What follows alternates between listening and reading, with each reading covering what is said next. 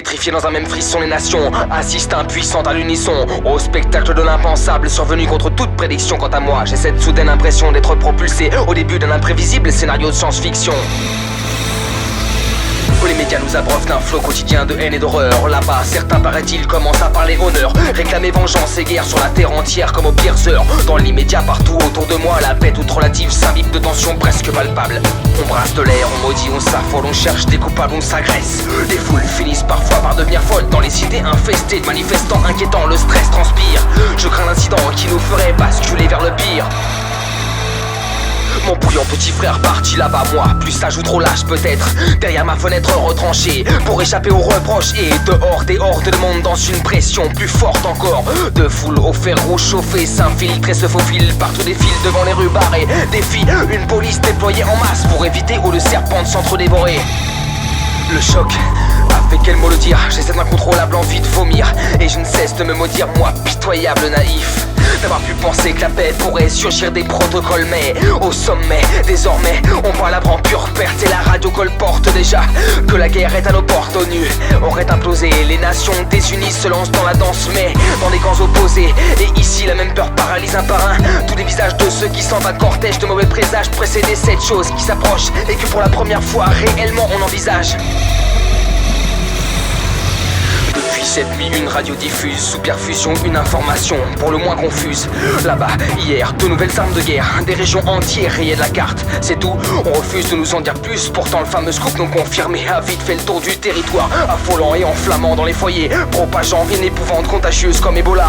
Et qui me frappe à mon tour, confusion plus frayeur égale panique. Le chaos s'installe dans la capitale, l'émeute matinale, vitrines brisées, voitures incendiées, jet de pierre, individus piétinés sans pitié, puis cocktail molotov. Affrontement musclé entre police et milices improvisées, partisans opposants, militants, le sang commence à couler en quantité. Et le ton monte encore d'un cran quand les armes à feu font leur entrée dans la mêlée au son des sirènes et des hurlements au beau milieu des pillages, barricades, braquages et même lynchage. C'est l'instinct de survie qui ressurgit, plus de limites, plus de lois, plus d'état, seulement un état de siège du jamais vu. Dans l'étendue des dégâts et l'étalage de barbarie dans la rue, les morts s'amassent. Ce n'est qu'au crépuscule que la masse se dissipera dans une scène incroyable. La populace qui détale, trahie par les militaires qui n'interviennent que pour tirer dans le tas. Dur de décrire leur peur, des cris, des pleurs et des tirs, de dire avec de simples mots à quel point la terreur me torture. Pour l'heure, cloîtré dans ma demeure par un couvre-feu étouffant, à ma fenêtre postée, j'assiste prostré au cauchemar d'une armée qui réprime, fusille, oppresse, alors qu'en face les barricades se dressent. 3 jours maintenant que le commun des mortels ne sort que pour récupérer les corps de ceux qui souvent sous mes yeux sont tombés dans cette zone sinistrée réservée aux rares, qui n'ont peur ni de l'armée ni des snipers. Et le pire c'est que la guerre ne vient encore que de l'intérieur. Hier, mon petit frère effondré me fait ses adieux au téléphone depuis l'enfer. Et ici même à nos frontières, des histoires de massacres et de charniers dénichés par toutes les chaînes de télé déchaînées. Et pour finir, aujourd'hui, 20h au JT, cette image irréelle comme un mirage, le journaliste étranglé par l'angoisse et l'émotion. Pour sa toute dernière émission, il parvient à peine à articuler quelques mots. J'entends au revoir, le plus dur reste à venir, advenir, mourir, partir. Et puis d'un coup, interruption des transmissions.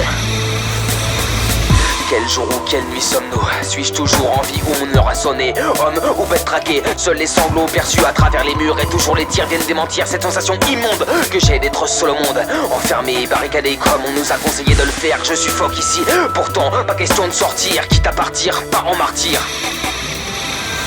Silence total, il fait chaud, comme dans un four depuis des heures et des heures, peut-être des jours, comment le saurais-je? Aucun bruit, rien de rien. Je ne cesse de ressasser de noires pensées qui me maintiennent éveillé.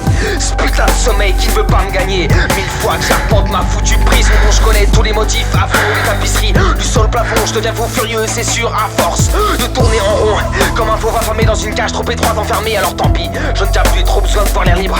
Dans un effort, j'enfonce sans ménagement mes barrières, un pied puis tout le corps dehors sur le palier. Toujours pas âme qui vive rien, seul les pulsations de mon cœur qui bat si fort dans un silence de mort.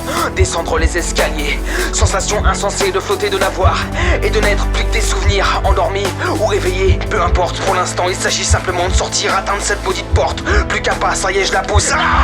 Toute cette lumière m'empêche de voir, c'est mon imagination ou un cauchemar, parce que je distingue du béton désarmé et un ramassis de cadavres sans tombe, le macadam maculé du sang des macabées. Et moi suis-je intrus dans ce décor inanimé, encore vivant ou mort moi aussi, encore debout, assis, à genoux, couché par terre, en train de pleurer, crier, rire, courir, Je n'en sais rien, je ne saurais dire parce que je ne sens plus rien. Mon cœur, mes bras, mes jambes m'ont quitté. Je le sais, parce que je les vois. Et je me vois, je suis inanimé sur le sol et je ne bouge plus.